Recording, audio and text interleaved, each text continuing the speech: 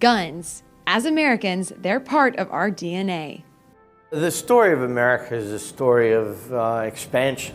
Without the power of firearms, we might not have the country we know and love today. And no one knows more about that than these two. Meet the NRA gun gurus, the experts at the National Firearms Museum. Well, we go through kind of a timeline of the evolution of technology and the history of firearms usage in the United States, and what it means to Americans to have this liberty, this right of owning, keeping and bearing arms. This one's especially important because this is attributed as belonging to John Alden, one of the original Pilgrims, and coming over on the Mayflower with him. It's possible that this gun may have taken a turkey for the first Thanksgiving. For settlers and explorers of the American West, firearms were the ticket to manifest destiny.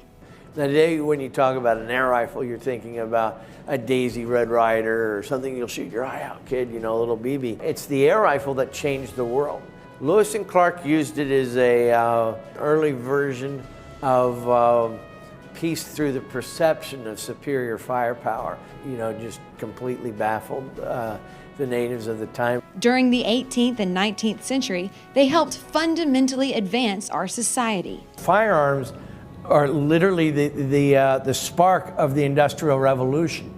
We don't win World War II in August of 1945 if it hadn't been for guys like Sam Colt, Eli Whitney, John Hall, Simeon North, that were building firearms in New England in the 1820s, 30s, and 40s that began to make them in factories on machines that used the process of interchangeability in parts.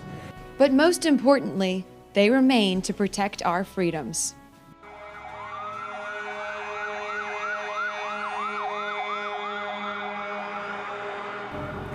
Officer Walter Weaver was a New York City police officer who answered the call. He was off duty at the time.